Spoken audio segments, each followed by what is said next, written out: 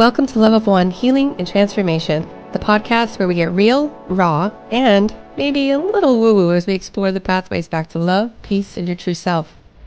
I'm your host, Angela Bolton, a former corporate workaholic, that's right, turned spiritual seeker with a knack for finding balance between the practical and the mystical. This is your sacred space to heal, transform, and remember the love of one that lives within you. Let's get cozy, get curious, and most importantly, let's heal. Now let's dive in.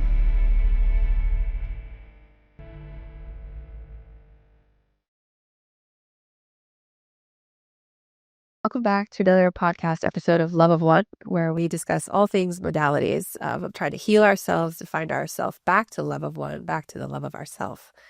And just to reiterate, all these modalities that are highlighted in these episodes are something that I have personally done myself.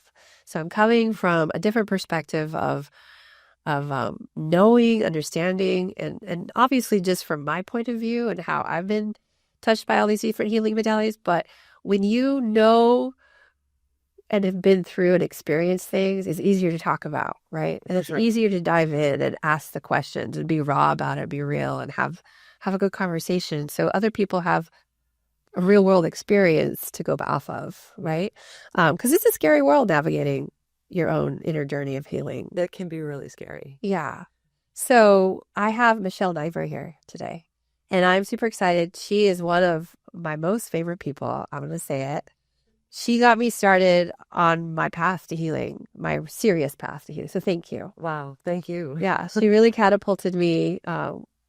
From my understanding, obviously, I set up this meeting a long time ago before I incarnated, but she's definitely in my soul family of spiritual teachers. So thank you. And thank you for coming today to talk about what we're about to talk about. I'm excited. Thank you for having me. Of course. Yeah. To get the word out and to reach more people about this, because light language is one of the most underused gifts we have. Yes. And misunderstood. Yeah. Misunderstood. Yeah. Yeah. And I shouldn't even call it a gift. It's an ability. It's an ability. Yeah. Yeah. So that being said, today we're talking about all things light language. Didn't mean to jump the gun there. No, I love it. It was perfectly put. Yeah, so we're talking about light language. Michelle initiated my light language. I actually reached out to Michelle a few years ago she's also a psychic, and I'll let her discuss and tell you two other things that her abilities and gifts that she's brought into this incarnate. But I reached out to her because I just needed some guidance. And so I booked a psychic appointment with Michelle. And she starts doing light language. And she says, oh, I don't have to do a lot of light language with you because you already speak this. And I was like, I don't know what you're talking about. I had no idea. I didn't even hear the term light language at that moment of my life. And I was like, I don't understand, but okay. And then literally 2 days later, I went to a meditation float bath by myself. And guess what started coming out of me? Light language. My mouth, my hands, all of it. I had to be careful not to sprinkle that salt water in my eye with my hands. And I was like, because that really burns. That's awesome. Yeah. And then I started coming to see you for light language groups and sound baths and all that stuff. And it just went from there. So I love that story. I love it too. Do you want to talk about what other things that you bring to the table before we dive into light language? Sure. Well, light language is one thing I bring, and I do that in the form of activating other people to speak it. And also it's a healing modality that I use. I use it during sound baths, and I use it during Reiki sessions and energy medicine sessions. I do psychic readings. I do some channeling for people. I'm a grief counselor, and I'm a registered nurse health coach as well. Yeah. And how long have you been doing this? The light language part? Well, all of it. I started nursing in 1994. Okay. And the state of Oregon allows me to maintain my nursing license by doing energy medicine. Wow. That's one of the amazing things about this stuff. That's amazing. I don't think everyone knows that. Yeah, as long as I write a nursing care plan. I checked ahead of time to see what I could do as an independent RN, because I wanted to keep my license but not work in a traditional nursing role. So. Oh, good for you. Anyway, I think I might have lost track of that question. Oh, that's okay. How long have you been doing light language or psychic abilities or channeling? Yeah, so in 2010, I got really sick of nursing. I explored a lot of different aspects of nursing. And I had an accident in 1997, and massage really got me back on my feet. It got me off of a cane, got me off pain medication, and I decided I want to learn that. So I started doing massage on people in 2012, Okay. and I had this massive spiritual awakening at that time. And through many dark, quiet hours of doing massage on people, I realized I was communicating with spirits. And that didn't make any sense to me because I was, just a nurse. And Yeah. I I grew up kind of a weird child, and I talked to spirits as a child because we were religious, but it was strange when it started to happen as an adult. And so I started really taking ownership of that in like 2016, Uh-huh. and I started practicing channeling in English. I would just get my recorder out and I would connect and I would That's a start good way to do it. channeling things. And one morning, January of 2017, I woke up and I went to say something to my husband, and it wasn't English. And I went, what the heck just happened, right? And I was like, I know I could do that again. And so I did it again, and I was like, I don't know what this is. I have no idea what this is. But it felt so good. Yeah. And so I kept doing it, and that's about when it started. And there's more to it than that, but I don't want to go Wow. on a tangent. Yeah, I'll go back to. yeah, no. I saw it. I was like, woo, she's excited. So let's just go into it then. So light language, Michelle and I both do separate work, but very similar work. She's been doing it much longer. But tell me what your take is on light language and what it's all about. Wow. Okay. So that's a lot to unpack, but I think I'll try to put it in a nutshell by starting by saying it's an ability that everyone has. It's just part of who we are. Our DNA, it's been proven by scientists at Harvard, can store an amazing amount of information on a gram of DNA, like thousands of terabytes or something, right? And so part of me thinks that we have all these languages encoded in our DNA, maybe because we've lived other lives and spoken those languages, but also we can learn language so easily as humans, yeah? And so I think that that stuff's encoded in there. And I didn't know it at first, but when I started speaking it to people, a man from India came and he said, "You're speaking Hindi and Sanskrit." And I was like, no, I'm not. And he's like, "Oh, I speak both those languages, and you just spoke them for the last hour." And my mind was blown. Oh, And that led me to think, okay, this is not just something that I channeled. This is something that's part of me. And it started making me think about it more. And I realized then, well, there were times when I was channeling energy from a guide or, a spirit friend, and that energy would come out in light language. And it was real words from different languages put together in such a way that it makes a vibration. And it changes our vibration. And so it can relieve us of stress. It can change our energy.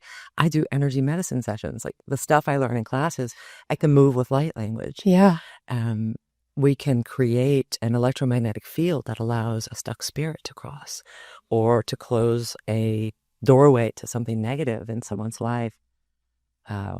So I think it's an ability we have so we can speak languages. I think it's part of who we are as a multidimensional being, and our DNA, it's encoded in our DNA.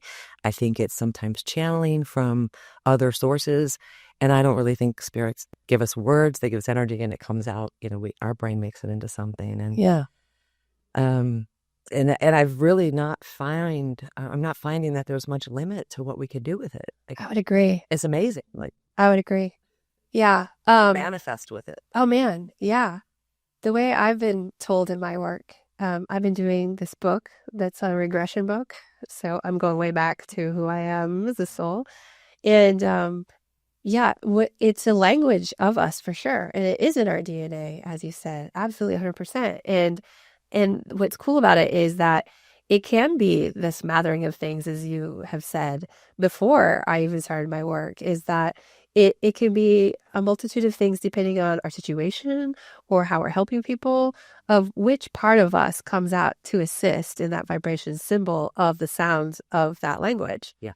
So it can be languages of our past lives coming through, and it can be galactic, because if you go back to history of light language all the way back universally, it is our galactic language. And it's shown that it's really just like music, because Michelle and I both do sound. Michelle's amazing at sound baths. How are you? Thank you. I pay attention to every single one I go to. But it also is symbols. And that's why it's healing, because energy is all symbols, right? And vibration. Yeah. And it's just another form of that, Yeah. right? Right. And so I failed to even say that. I mean, light language is not just about words. Sometimes it's moving energy with symbols, whether that's in the air or on paper. Good point. Or on paper. Yeah. Yeah, that is a good point. It's not just words. And some people will only do their hands and not have words too, right? It's And true. some will just write. So there's many forms of light language. A lot of times people say, well, what is writing? Have you ever like scribbled something and then repeatedly scribbled the same scribble? I have notebooks of that. Yeah, that is light language. So, because again, they're symbols. Light language is symbols. Energy are symbols. If you talk to water, which has been scientifically proven, it comes out if you flash freeze it for about 5 seconds. It also comes out in symbols of what you talked to it or what it was over. Yeah. But it's the same concept, right? The work of Veda Asana. Yeah. It's a beautiful one. Yeah. It's just kind of just confirms it's all symbols. And we can move energy with that. Yeah, of course. Yeah. So in your work, let's talk about activation. So we're talking about what it is, and then it's in all of us. How do we activate it? Because Michelle's activated mine in a strange way, but the purposeful way it's supposed to be done. But how can, there's not, just like modalities, there's not one for everybody. So there's not one way for everybody to be activated. So what do you see in your work as an activator? I actually do see one way for everyone. You do? Yeah, just because of I've lost count of how many people I've helped activate. Amazing. And this is actually one of the reasons I realized it was just innate in us to do it. The first time I tried to activate someone, Spirit just told me, do this. I was like, okay. I said, just repeat these words after me. And then when I tell you, just go ahead and just start speaking. Whatever comes out, I don't care if it's gibberish or humming, I don't care what it is, just start speaking something. You can even repeat some of the words you repeated, when we were doing the back and forth. And the first time I did it, the person just started speaking it. And I was like, amazing. Whoa. Yeah, they were ready. And they were like, they were like, I don't know what you're talking about. I don't know what this is. I was like, hey, you want to try it? And they were like, okay. Yeah. And so then I tried it with another person and another person and another person. And then I'd hear other stories like what you told me. Like 2 days later, I was washing dishes and suddenly blah, blah, blah, blah, blah, all this light language came out. Yeah. And so what I have found is that it takes 2 things: exposure and opening your mouth. And a belief system? Well, there are 3 things. 3, yeah. 3 things. Yeah. So the opening your mouth part is part of that belief system. Some people, when I do those groups at the office and we all speak light language together, the people who never open their mouth to do anything, it won't start for them. And that has a lot to do with fear. So, I'll have to say yes on fear, because when I talk to other people about light language, they say, oh yeah, I speak it. And I think, oh, but they never speak it, because I find someone asked me this question once, Michelle. They asked, how do you know if someone is actually speaking light language or not? And to me, in my perception, my point of view only, people that speak light language don't just announce and don't just start speaking in light language at first. Like, they're not comfortable enough because of fear of what people might think. Yeah. It's not what happened to me, but it's very common that way. The people kind of hold it back a little bit until they get more comfortable with that belief and what it is. And talking about holding it back, there's a great example of that. There was a girl there one time at one of the light language groups, and she wasn't speaking it yet. And she's in a mainstream profession, and just that's kind of foreign to her. And I remember she was just trying, and I looked over at her, and all of a sudden her face kind of squinched up. And she started crying, and she sounds kind of crazy, but she laid on the floor. Yeah. And she just started having these movements. Like, you could tell energy was moving through her, and she kind of sat back up and just boom, started blurted it. Yeah. Amazing. Several people who come to the group say that. They're like, I just needed to be around it. Yeah. And then it just wanted to come out of me. That makes sense, because I've been through some of those. Michelle had these groups, and we would come, and we would those that just spoke it, just started speaking it. So it was kind of interesting and a little chaotic in a fun way, because everyone who could speak it, so you'd have, imagine like 5 people. So imagine there's like 7 people in the room. 5 can speak light language and 2 are trying to learn. So these other 5, and they're all a little different, and we're all like speaking all at the same time, right? And it's so, and then, but then you would move around the room and have a conversation with somebody else, and then we'd laugh and like we don't know. Fun. It's really fun, and then all of a sudden, it would just all stop. Yeah. All Every at once. time. Every Yeah. time. It would just like all of our higher selves were like, okay, we're done. We're done having this conversation now. Yeah. And it just lifts the vibration in that room to such a high octane Yeah.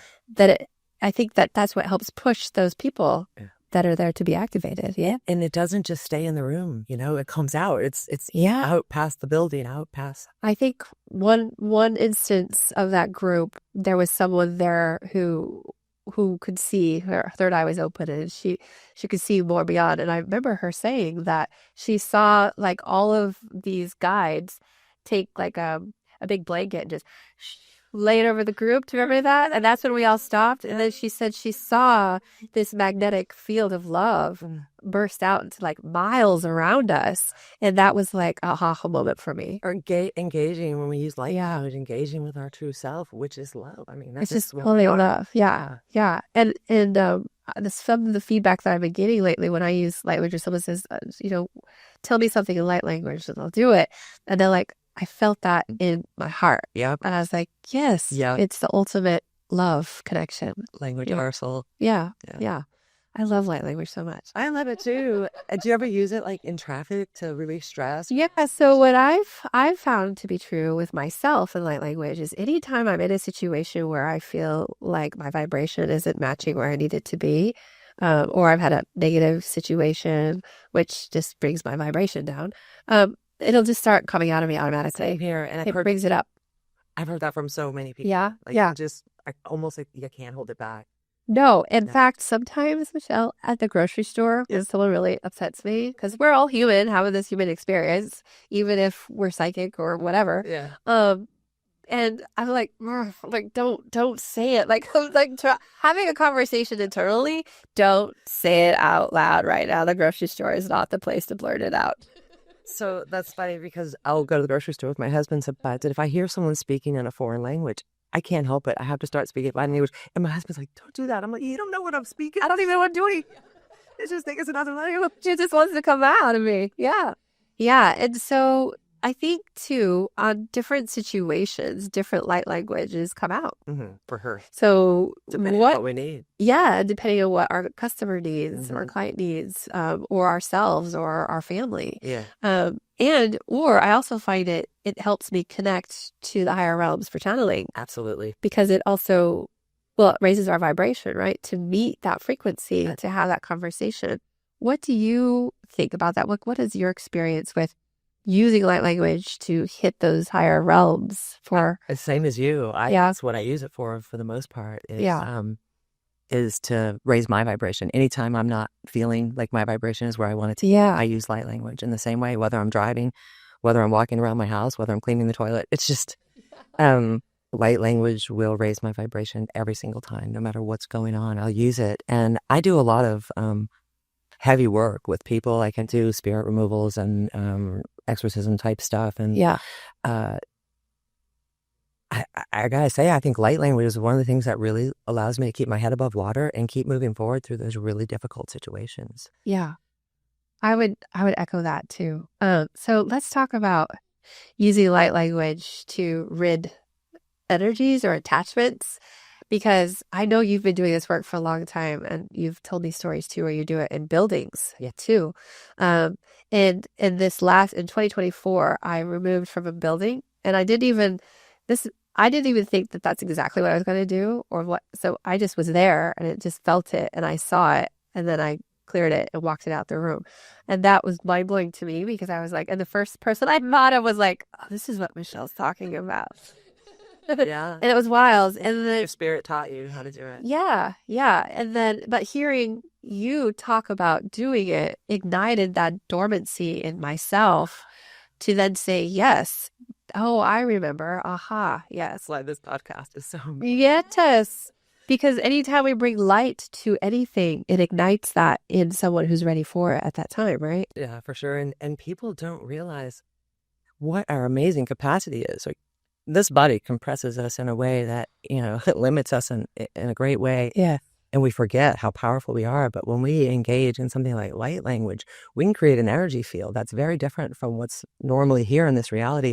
And I've been studying this scientifically, and it's really true that we actually create a different electromagnetic frequency for those stuck ghosts. And because of that frequency we're creating. Yeah. So I've come to realize just recently I was helping a friend who had so she is she helps facilitate plant medicine ceremonies. So she sees a lot of energies come in and out, and one attached to her, and she couldn't shake it. And then she kind of saw it in a ceremony. And so she thought of me. And then we just had I said, well, I don't know what I can do, but let's see what happens. And so we got online, and then I saw it plain as day. It was attached to her fourth layer, which is light, angelic light. In the heart. In the heart. Yeah. And it was telling me that it attached because it was trying to find the light, because it was a stuck energy, like a ghost, right? It was a ghost who was stuck, wanted to get out, found the highest light being at the time in the place to attach itself to then find the way home. Yeah, very Is that common true? story. Yeah, I hear that all the Thank you. So you just made me feel like I wasn't crazy. real. Okay. I when I do a removal on someone, I always ask the questions like, how did you die? Why are you attached? Uh-huh. Why didn't you cross over?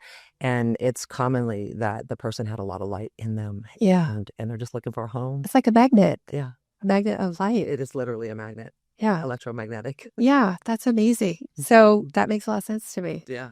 So, but I use light language. So it all went back to light language. And I find that light language is like our higher selves having a conversation with their higher selves. Yeah. And sometimes others as well. Yeah. I have an interesting story if you want to hear it. I'd love to hear it. Yeah. So would our listeners. Yeah. So one time this kid came to the office with his mother. He's a young kid. Yeah. I forget how old he was, 10-ish or so. And his mom made the appointment because he was connecting with something that she called demonic, a negative entity. And it clearly that was happening when he got there. I could see that. And when we started talking and I had him talk about what was happening to him, I could see it came over him very strongly to the point he was getting scary. And he ended up on the floor. It was kind of a movie scene, but he ended up on the floor. Writhing around and just saying really hateful things. It was really strange. That's sad too. It was very sad. And so I was trying with light language to help him move out that vibe. I put a big singing bowl on his chest and was playing it. And finally, when it wasn't breaking, I called on a light language from Archangel Michael, and something beautiful energy. It was, and it sounded kind of harsh, though. It was a little different than I expected. Then I called on the Christ consciousness to come through as well. And I started speaking directly to him. And he got really quiet and he closed his eyes. And I was like, I wonder what's happening. And so I just kept speaking. And then he opened his eyes and he looked at me and smiled. And he said, I am love. That's beautiful. Wow. And I think that came from what I called on, basically. Yeah. That energy came through in a language that gave him information that he needed to shift out of where he was. Yeah. Wow, that's beautiful. It's incredible. Yeah. Yeah. I find that when I had another friend too, same kind of situation, another one attached itself to her. It was hanging out on her right shoulder, and giving her shoulder pain. Yeah. And so it was physically painful. And then she just felt so I guess maybe a negative energy feeling would be, or attachment would be not yourself, maybe heavy, feeling like I'm not moving forward. Yeah. Physical pain, you would say? Absolutely, because it's stuck energy and all pain. All pain, energy. Yeah. And when we were talking to this, some are a little harder than others, I think, too, to get out, because I had a different light language that came out. This seemed harsh too. It seemed like, and in my mind and what I saw and heard, they were yelling at him like, it's not your place to be. And it was a masculine energy that was attached to her. And it's not his place to be. Please vacate the body, vacate the aura. I heard all this stuff. And then it was tough. They really had to like get on his case. It's almost like Move when fast. you need the pressure washer instead of the regular hose. Yeah. So does that happen a lot? Because you've done it way more than myself. It doesn't happen a lot. Uh-huh. It happens sometimes in those places that are haunted and Oh, people who were haunted. yeah. But no, it's not nearly as common. I would say maybe 10% of the time at the most. Okay. Do you ever get feedback that it's painful That what is painful or the removal of these things? for them? Yeah. Well, it may be different for an entity versus a human spirit. This is the human spirit because I feel like a lot of times the humans don't go to these kind of modalities because of fear of pain.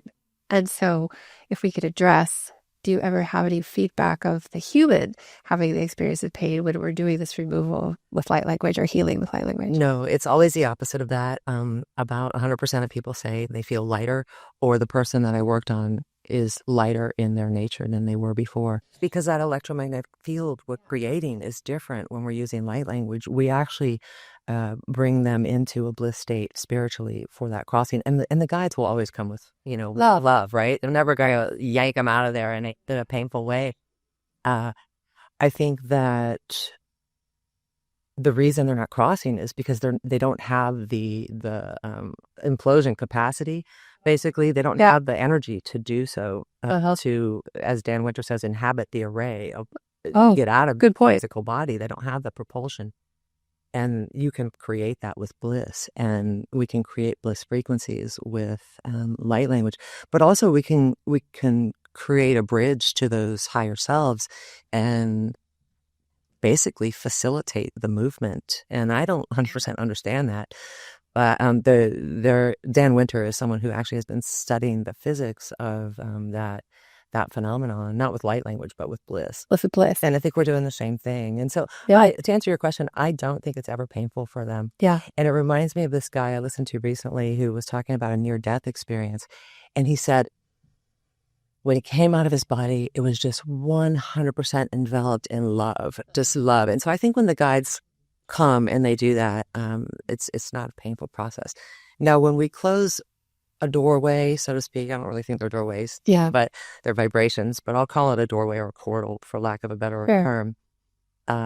The way that I understand that to happen is based on what one of my mentors told me she saw happening. So when I first started closing what people call negative entity portals or demonic portals, I have her watch me do some remotely, like watch what was happening. And she said, what happens is they're looking at a person and doing, their telepathy with the person. And then suddenly the person's just gone and the entity can't see the person anymore. Interesting. That's it. They just disappear. It's like jumping a timeline is like happening. It is. Yeah. It's a lot like that. Yeah. Cutting the cord. So, and I don't even think it's painful for the entities. I think the person just disappears. Well, I think too, when we full circle back to what we originally said at the beginning, is that it's a frequency of love. And love is, love in the human form can sometimes be painful, but love, like in the frequency of the higher, is always the highest good. Yeah. And the highest good of all. So it's always this surrounding of beautiful feeling of just expansion and love and lightness and airiness. And when I use light language too on people, and if we've removed, I think I've removed like 3, right? All friends that are they're in their practice, right? And but what I always see is my guys coming in and we do the removal with light language is kind of a little stern. And then the angelic realm comes in with their light language and the mother of the universe, which I embody, with the mothering bit, and comes in with a different light language. And then I see where they're like lifting these people back up to fill them then with the love, to fill any holes in their auras that may have been punctured. I agree. I think that is what's happening. Yeah. You see that too. Yeah. Oh, it's beautiful. It's really healing. I wish everybody could see that at this moment. Everyone has the capability. Everyone does. That. It's just getting them there. Everyone has the capacity to do this kind of work. 100%. And the more people, I'm so glad you're doing this again, because the more people who know it will do it. And then, the world changes when. It really comes back to when we self-love and bring love back to us by all these healings and not being afraid of it, Yeah. then we're opening the whole world up to love, and we're just better off for it. And then we're really healing our bodies. Like, that's what the book Love of One is about, is the whole journey of understanding who we are from a soul's perspective to what we are capable of, to then that we're not only just capable of loving ourselves in such a general way, but also loving ourselves to the point where we're healing our bodies. Absolutely. It on our own. changes our DNA, what we think. Yeah. And just because some people say, oh, well, for example, this is overused, I know it, but because it's overused, it'll be familiar, right?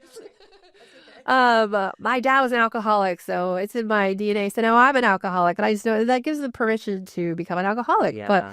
But just because it's in your DNA doesn't mean you can't shift your DNA, which you certainly can, 100%. 100%. 100%. The science of epigenetics has proven it without a doubt. Yeah, it's not just us saying, this is science. Look up Bruce Lipton and the biology of belief. It explains the whole thing. There you go. Yeah. We're just talking about it in a different way. For sure. Real experience. We are doing epigenetics. We're doing light language. Yeah.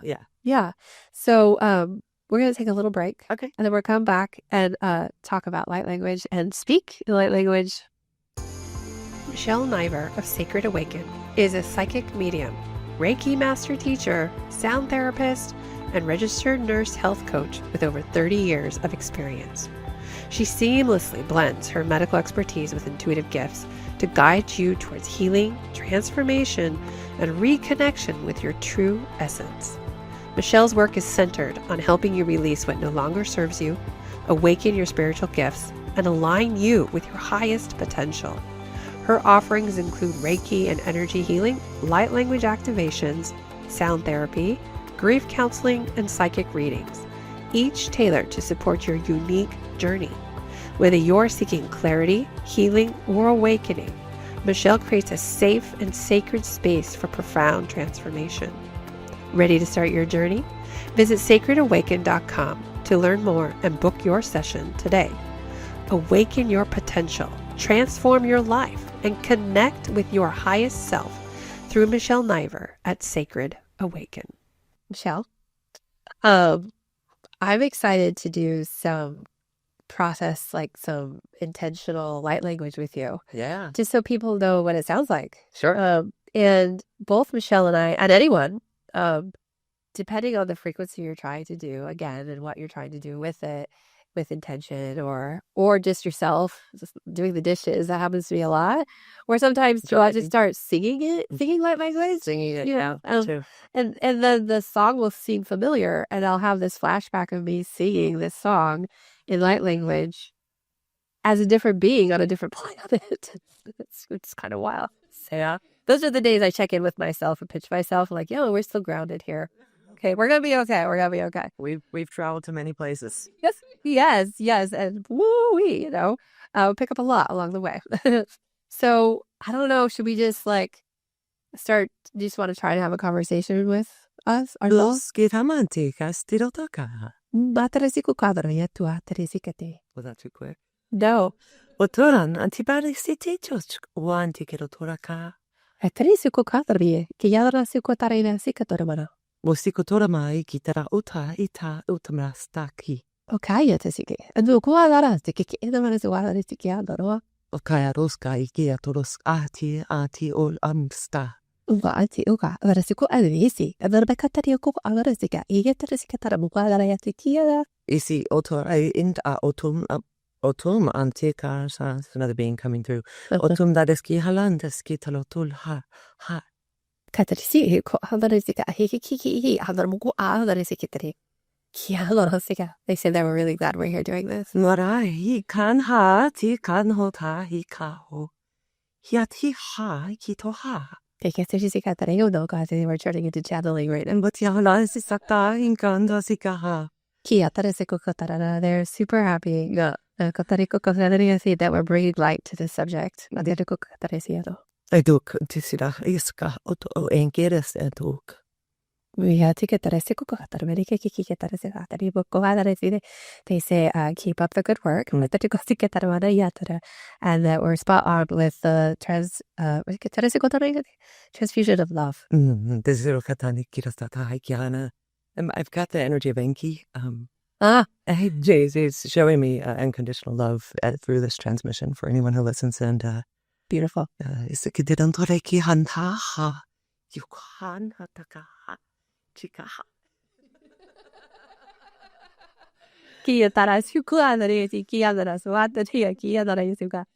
says, don't be alarmed.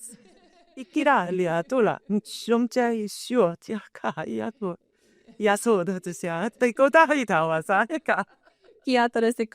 says, we sound silly to you probably, but we are very excited that this is coming forth. And so we're giggling over the excitement of it. So they're including a transmission for all who listen at any time that is listening. This is actually an activation as well for anyone who listens. I figured that was the case. I have goosebumps all over. Yeah, I feel really high. Yeah, you look like it. We are sober. You're sober. And I'm feeling it very vibrational in this small little recording studio right now. Yeah. The room is full. Yes, the room is very full. In fact, my ears are getting really full. Do you want to continue that activation? I'm loving the bliss. Yeah. Yeah, let's do. Okay. Hakekisikitia dua terekikiana. Ikiki adara sua kiki adara isi adara kwa.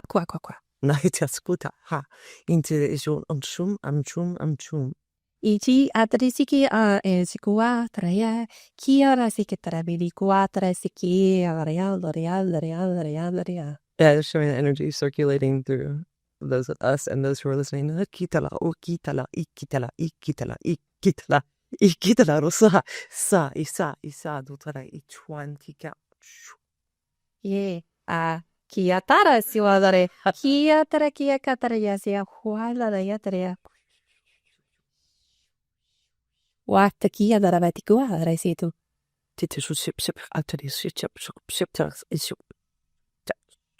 Tatalisukokat. Sion tikira antaiki antoha naiki ha ita anha.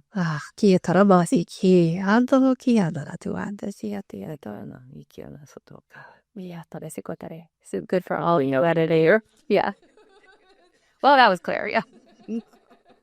I think we just got reunited in some way. Yeah, I feel that. I do too. Yeah. Tatarisukohadariti. Dakurasika disquadakita uchnan ita ushnanita. We have been doing big work and we have more to go. Yeah, the great work. Itan ishan utan ita. At the perfect time where the realm is going to open and things will change. And we will see things in a way that we have never seen them, I believe, even in my lifetime. Yeah. Beauty. Yeah. And prosperity and freedom. Yeah. True freedom. Freedom of your soul. Knowing who you are. Yeah. And that is really the ultimate goal here is at Earth School is really to come learn your lessons, but to find out who you ultimately are as a soul. In my work, they want me to talk about it for a little bit. Yeah, go ahead. In my work, they come through that your soul is your soul. So like in perspective, Michelle is Michelle in this earth at this time. And Michelle from baby Michelle to mid-age Michelle to Michelle now to Michelle much older until Michelle is no longer here. You are Michelle. Your soul is the same thing, but your soul is just much bigger. So you are the egg. Your soul is the egg yolk in your egg white body. Because the yolk represents love and light, and we are light bodies squeezing into this yolk shell with this shell that's very uncomfortable. And when we find out who we ultimately are as that yolk, that's when we graduate, and that's freedom. It becomes way more comfortable. We don't feel like, ooh. This is the first time I've ever been comfortable in my life, and it's since about 2016. Yeah. Oh, that makes sense because, just my personal experience too. I'm finally settling into who I found out I am. Yeah. And it's a lot to take on as a human perspective because we are so told otherwise since the day we go to school, right? You do this, do that, sit down, listen, praise the Lord, hallelujah, pledge allegiance to the flag, all these things. And it's really just taking out who we really truly are. It needs to our all soul. be there, right? That Because all we're be here and we're there. It needs to all be heaven, there, right? yeah, as above, so below. Yeah. Yeah, yeah, Sure. I would like to see it change in that way. yeah. We're moving there. We are. And we have the Waldorf schools. It's Yeah, that's better true. than Yeah, mainstream schooling. yeah, Yeah. we do. So, the light language. We just went through that transmission, Mm. and we were feeling what we were feeling. Mm. Do you think that everybody that speaks light language initially or eventually knows what they're saying or doing? Because it is true that sometimes it's just a symbol just to get you to your vibration, Yeah. but sometimes it's not. Yeah. No, I don't think everybody will always know. And I don't think you need to know. I think it just depends on what you're trying to do. Yeah. So, like, I get impressions like you do. I get impressions and images, and I can translate it sometimes. Yeah. But it's really about the vibrational part of it. And so, some people will never put that intention into it. They just want to use it for the healing properties that it has That's true. on themselves and the world. So, no, not everybody will. In fact, I don't think most people will Yeah. understand what they're saying. And again, I don't really think it matters unless you're trying to translate it. You have Yeah. that's what you're trying to do as your objective, because it's a vibrational language. Yeah. First and foremost. Do you think people, how do I say this? Some people receive it, some people don't. Some people are awkward about receiving it. Is there any tips or things you can say to people that are listening to that if they've like our transmission was probably very foreign to a lot of listeners, how should they receive that? And does their body feel affected for amount of time after they received a transmission? Okay, yeah, so I was going to ask you what you meant by uncomfortable about receiving it. If they allow it in, then yes, their body will feel it for a period of time. And I think it kind of corresponds with what I learned in sound is the vibrations keep moving for about 3 days. Yeah. So because it is sound. It sounds, yeah. And so what was the other part of your question? Is there anything that they could do like aftercare? Yeah. When they received it? Well, I'd say even before aftercare would be pre-care. Yeah. That this is not from the devil. This is not. Yeah, we should. This is from either our higher selves or source or a higher dimension, what we call a higher dimensional guide. So letting go of fear around that, letting go of fear around what you're going to sound like, letting go of fear of whether or not it's going to be real. Because if you're interested in doing this, it's already because you know you can. That's a good point. Your belief system's already there. Yeah, it's waking up. And so for the energies to assimilate better afterwards, yeah, I'm not sure if I think I might have gone off stray there. It's okay. Water. The more water you drink for those 3 days, the more the energy will move because it takes water to conduct energy. And so we want. They're water beings. Yeah, we are water beings. We're 2/3 water. And our DNA would fall apart without water. So we need water. And we need to conduct energy. So quieting your mind, just, asking your guides and your higher self to show you what you needed to know around what that transmission did for you and do some meditation around it. But I would just say water and try not to go to, any really stressful, super stressful situations today if you can help it after you've listened to it. But if you can, use with intention to bring that in to power you up to go walk through Costco today. Yeah. And the more intention, the more you listen to it, the more familiar it's going to become. I would say the people listening to this podcast, you're probably not going to have a lot of uncomfortable people with it. You're probably going to have more intrigued people who knows, have a memory of it. Yeah. I don't know who you're. We're just creating a library of all different options because there's not one recipe for everybody. So, whatever resonates with them will resonate, and whatever unlocks dormant DNA will unlock dormant DNA, just like reading a book. Yeah. That ignites the aha moment. Maybe one of these episodes of one of these or 2 or 10 of these modalities will resonate in that same aha moment way. Yeah, that's why this is so important. Yeah. And when I went down my healing journey, thanks for you again to catapult it.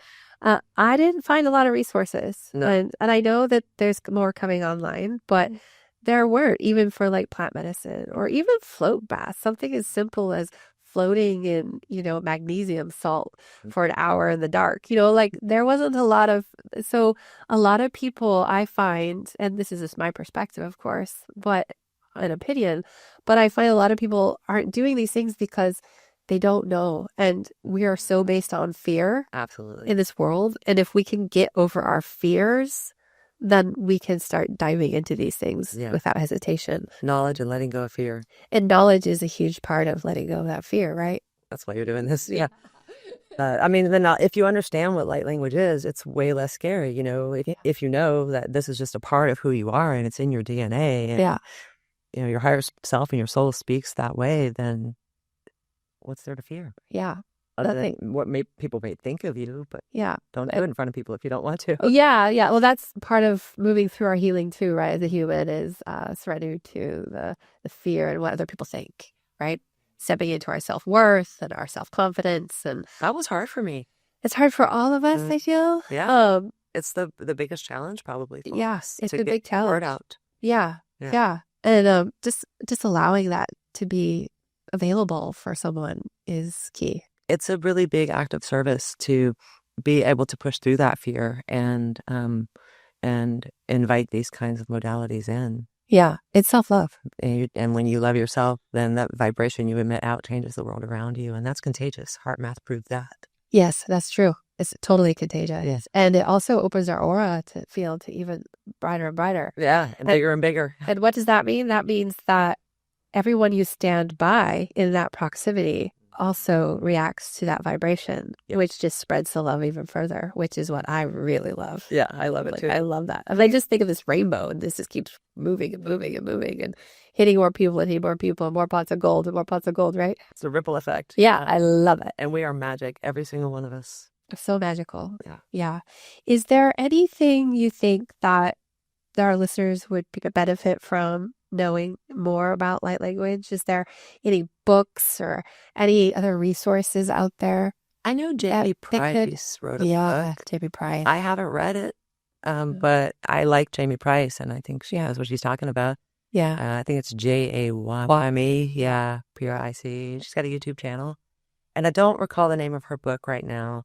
It was nice to have it. I think it's Activating Light Language or something like that. And then she has a tarot deck too, or an oracle deck. I didn't know. It's really beautiful. Yeah, it's a lot of cards. It's very hard to hold it in your hand. Yeah, it's beautiful. I don't know have you heard of Lori Ladd? I have not. She's a light language practitioner as well. She's pretty popular. I don't know if she's just got videos or she's got a book. I'm not sure, but her name comes to mind as well. Okay. And then I wrote an article on light language. You did. On the website. Michelle has a website and a blog.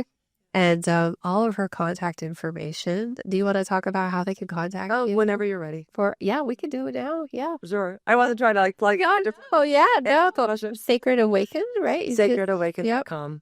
Okay. Yeah. And then there you can find all the different healing modalities that Michelle offers and see which one resonates with you. You have book time with the beautiful Michelle. Oh, thank you. Yeah. Super talented, super beautiful soul. Seriously, anytime I'm feeling down about myself, I go to Michelle. Thank you. Yeah, I really do. Yeah, you've really helped me, and I just want to take this time to say thank you with so much gratitude for who you are, what you bring, and just, it's such a beautiful soul with so much to offer anyone who crosses your path. So thank you for coming and for trusting me, and I just finally feel like I'm living my true purpose. You look great. You look like you've anchored it. I think I'm going backwards with aging all of a sudden. It's something wonderful is happening. Yeah, like a good. Oh yeah, good. Okay, I was like, my hair turning brown all of a sudden. Thank you so much. Thanks for coming to me. Thanks for trusting me. Thanks for having me on. Yeah, of course. My mission is just to reach as many people as I can so the world gets better. That's all we want, really, right? For everyone to feel empowered and love. Yeah. And love. Yeah. Thank you again. I'm sure we'll have a follow-up because there's so much more to talk about with you. I love that. So I hope to see you again on Love of One podcast. Me too. So, thank you. Thank you so much, Michelle. Thank you, Angie. Of course, it's you. Well, that's a wrap on today's episode of Love of One, Healing and Transformation. Thank you for being here, for showing up for yourself, and for remembering the love and peace that is already within you.